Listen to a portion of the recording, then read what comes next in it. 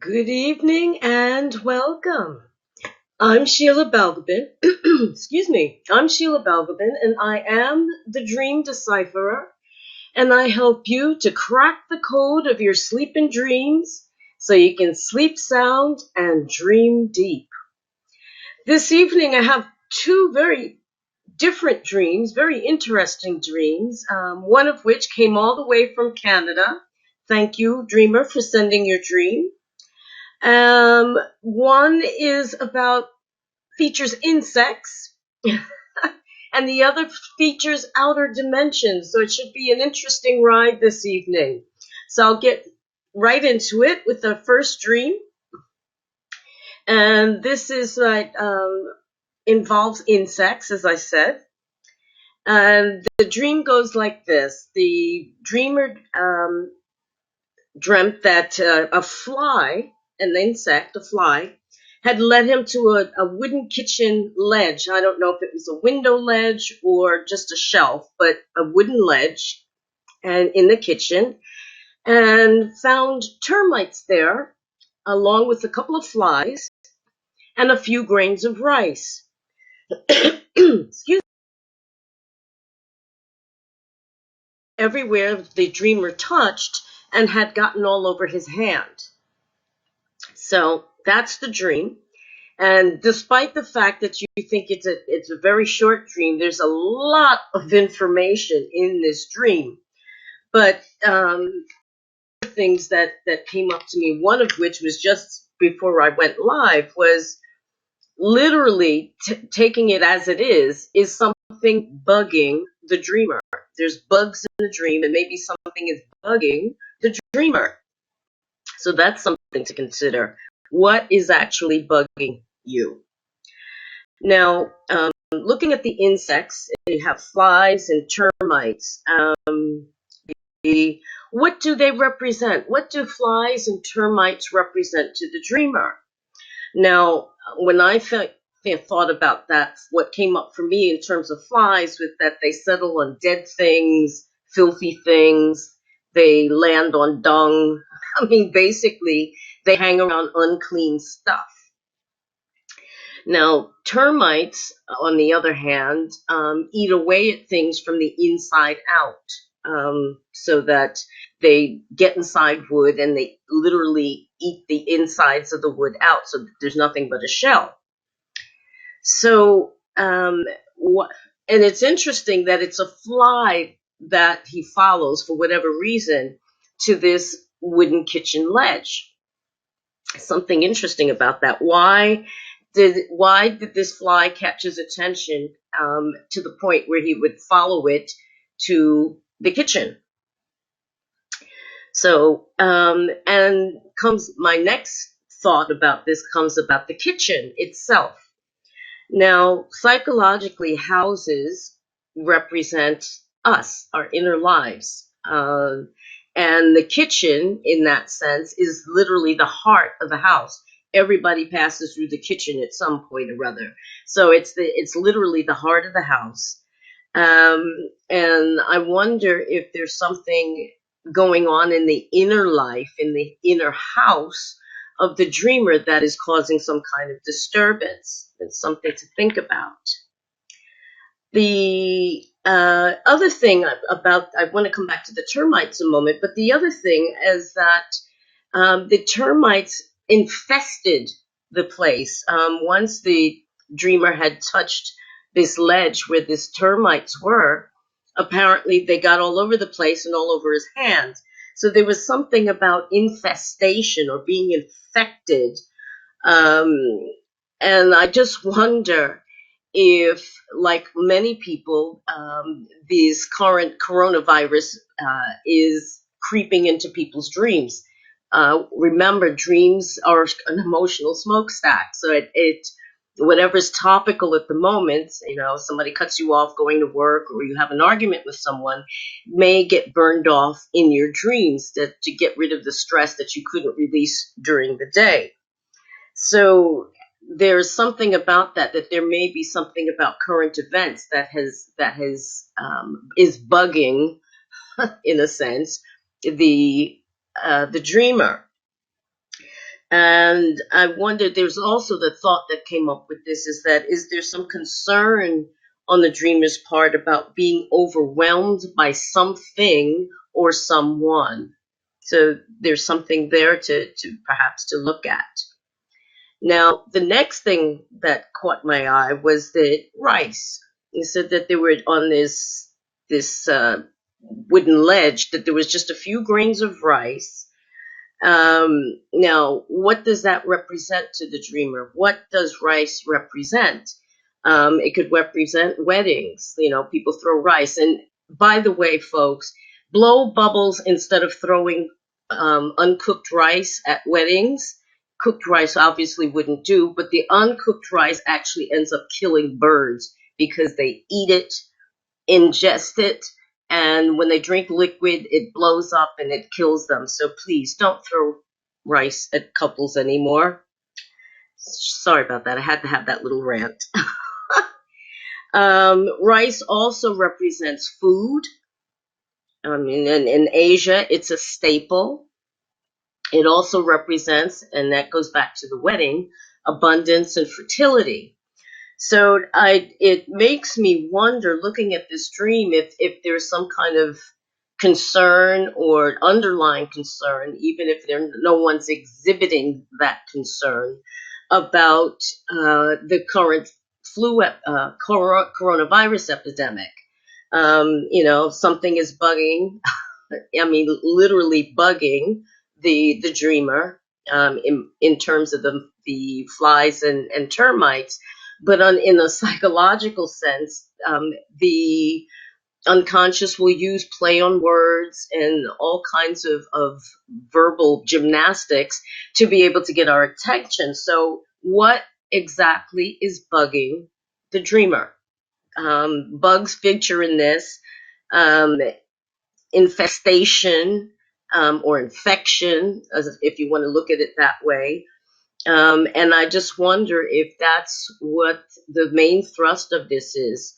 And maybe that's something for the dreamer to sit down and look at. Is this something that's a kind of individual concern within the family life in some way?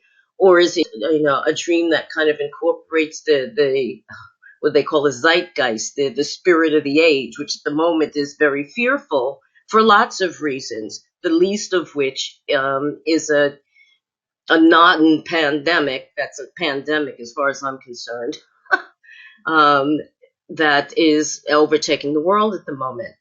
So hopefully, dreamer, you will find something that will spark some thought in you. Please do get back to me, and let me know if it did stimulate any thought and what came of it. So that's dream number one. Now we're going to be going into other dimensions, the outer limits, so to speak. Now, in this particular dream, the dreamer was in another dimension somewhere, out of normal time and space, with a friend who was dressed as Alice in Wonderland, but in three different guises. One person, but three bodies, you might say. That has what somehow a religious overtones that, but we'll come back to that.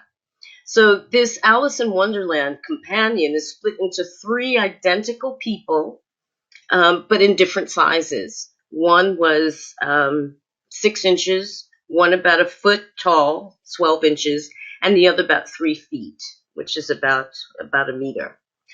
So the dreamer's mission, stated mission, was that it was to get back to their own time dimension, so that his companion could actually be a normal person again. While in his quest to do this, he goes into town, where they were out of town in this other dimension. I don't know. The town wasn't mentioned. But the companion, or the three companions, as it were left behind safe in the back of a lorry, a tractor trailer, where the dreamer arrived in town, but it was deserted, but it was a Friday. And so he saw the a local mosque was open and goes inside. Now, inside the mosque, there was a person, a gentleman, from Eastern Europe, no country specified, who was teaching something, and to the dreamer, that what the man was saying made sense. But for some reason or other, the dreamer decided to slip out of the ring down from a balcony, an outside balcony, which is kind of an interesting way. He was able to walk in, but had to bail out to get out. It's kind of interesting. Then the dream continues on, but into an entirely different setting, where there was a business conference going on with two colleagues. The dreamer was attending with two colleagues, that is, one of which was an Asian woman.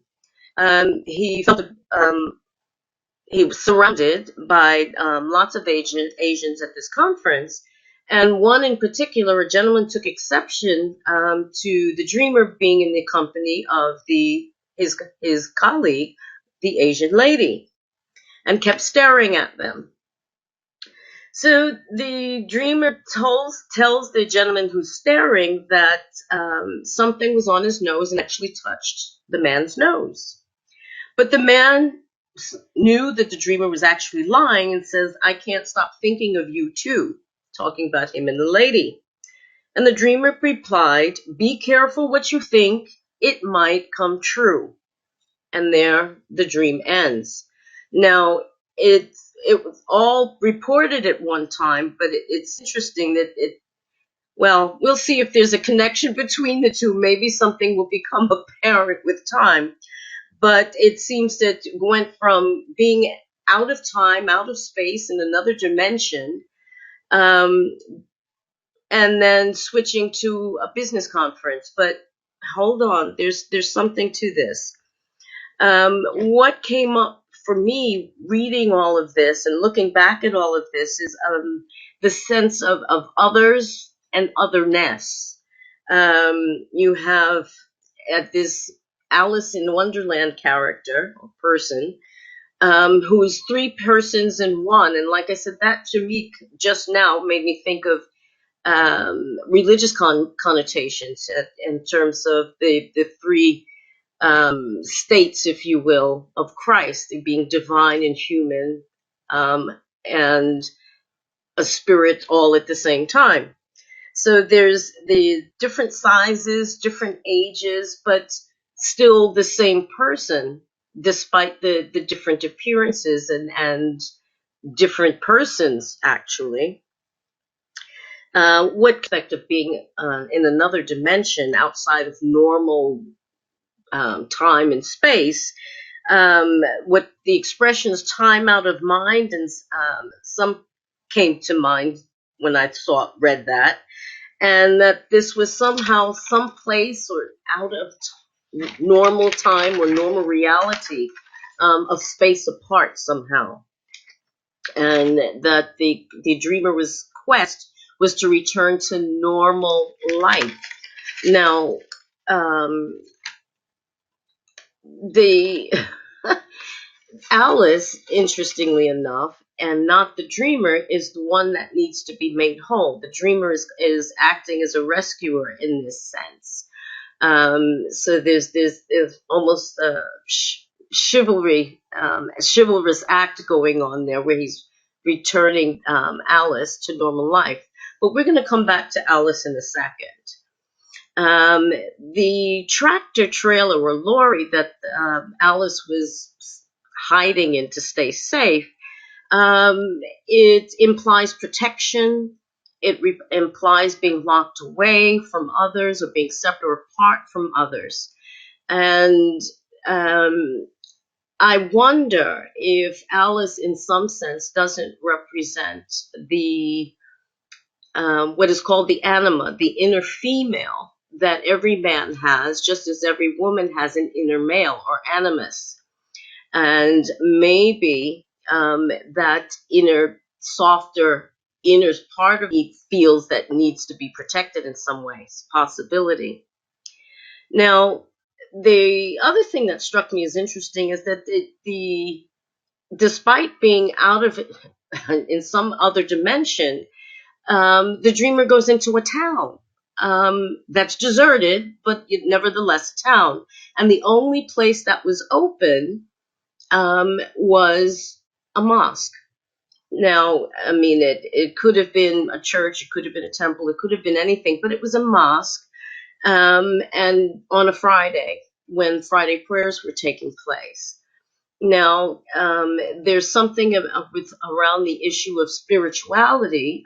It took the form of a mosque, but it could have easily have been some other denomination. And maybe, again, being that there's this disconnect, there's this being out of one's normal dimensions or normal space and time, maybe that's why, again, seeking something somewhere, but still not connecting quite. Now, there, out of all of the only characters that were identified in any way was Alice, of course, the dreamer, and this teacher, this East European teacher, no country specified, but I'm assuming that this teacher, because he was teaching in a mosque, was actually Muslim, and his words made sense. What those words were, don't know. The dreamer didn't say, and maybe that's something for the dreamer to look back at and see if there were what words were being sent, and why they made sense to him. Was it, when he says they made sense, was it because of the language? Was it in English? Was it because of the content that made sense? What made sense about what this man was saying? And what struck me is, why would you able to walk in willingly, and then jump out from a balcony hurriedly as if somebody was chasing you? What happened there? Why did you feel you couldn't walk back out the door but had to jump off a balcony? There, and so we'll leave that alone for now, but we'll go on to this business conference with the colleagues. Was this something that actually reflects a real life event, perhaps an actual meeting or conference that was attended? Now, the colleagues were mentioned, but again, only one was identified, and that was the woman, an Asian woman. Now, we don't know if the other colleague was male or female, was Asian or not, but apparently there was two, but only one was identified. And why was she more important to be identified than the other? There's something about that struck me as a bit odd. Again, that theme of otherness comes back again. The dreamer is at a conference where he's probably in the minority, because the majority of people there, he said, were Asian. And someone takes exception to his presence, his being there, particularly with his female colleague. What is it about that? I mean, is that something that reflects a conflict in actual life, where with regard to otherness or other people from other groups? How does that perhaps play out in waking life? Now, the dreamer touching the man's nose, I thought was quite interesting, and the dreamer, the man whose nose was touched, realized or knew that the dreamer was actually lying, that there was nothing on his nose. But what came up for me about that was that, people do this, like either like mind your business or follow your nose, or, I know something, but maybe you don't. So there's something about perhaps hidden or insider knowledge or hidden knowledge or secret knowledge. The other thing that came up for me with this was that in certain cultures, like among the Maori and Eskimo people, the Inuit, they greet each other by touching noses. They rub noses with one another to greet one another. So, which is a sign of greeting and of peace and affection. So I wonder if there's something along there with touching the nose in a gesture of peace somehow. Now, the dreamer states that this man who was staring at him was aware that the dreamer was actually lying. Now, why does the dreamer know that this man who stares at him sees through the lie? Um, how does he know that? Is there some kind of relationship between this man and the dreamer? And if there is, who is that man, and what is his relationship to the dreamer? Now there is another bit of psychological function there that where we have what we call the shadow, the undeveloped and lesser known parts of ourselves that are usually can be represented as the same sex.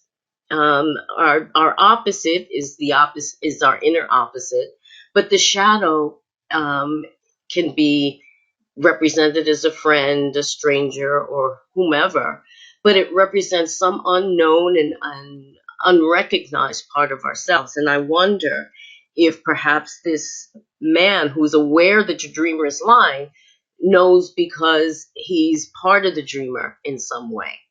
So that's something perhaps for the dreamer to look at. And again, I come back to the only two women mentioned in this dream or series of dreams, and they could represent, like I said, the inner female of the dreamer. That part, as I say, that every male has that inner female, that inner part, and more yielding and more feminine in nature, as do women have the opposite, have an inner male. So those are. There was something else that came up that I found interesting as well with the gentleman who was doing the staring. The dreamer warned the starer to be careful of what you think. It may come true. When this person staring said that he couldn't stop thinking about him, the dreamer that is, and his female companion. Now, I can only assume that in this context, the dreamer was warning the person and says, well, if you're thinking that we've got something going on, if you keep thinking that, it may turn out to be true. That's a very interesting statement to make, and it makes me wonder why the dreamer felt compelled to make that. Is that something that, temptation, whether awake or asleep, may be an issue here? Something to think about. Something about, what we think we become, in a sense. So if it's saying that, if you keep thinking about this, it'll actually come true. Something to look at, perhaps. The gentleman doing the staring again, I can't stop thinking of you two. Why? Why can't he stop thinking of the dreamer and his companion? What is this starer, this gentleman staring, thinking? Jealousy? What is it? Why can't he stop thinking about the dreamer and his companion? And finally, the only other person that's actually named is this teacher, this East European teacher. Where is he from? If that's known, why was he? What compelled the dreamer to enter the mosque in the first place? So a lot of information in that dream, and I'm sure if I sat down with it, I could come out with even more stuff of interest. But I think I've given both dreamers, quite a lot to think about, and I do hope that I get some feedback. And my dreamers have been good about giving me feedback and letting me know how what comes up and what they've learned from their dreams and the information or clues that I provide for them. And if you have a dream that you'd like to get some help with, drop me a line. As long as you send a message via messenger to me before 12 noon on Thursday, I will be happy to look at the dream and to give you some pointers as to how you can approach it and pull out the information that is required from it. Thanks so much for watching and listening. I know it's been a bit of a bumper crop today, but I hope you found something of interest and maybe something that will help you to figure out your own dreams when you have them. Thanks again for watching and listening. Have a wonderful evening and rest of the week, and I'll see you again soon. Take care. Bye-bye.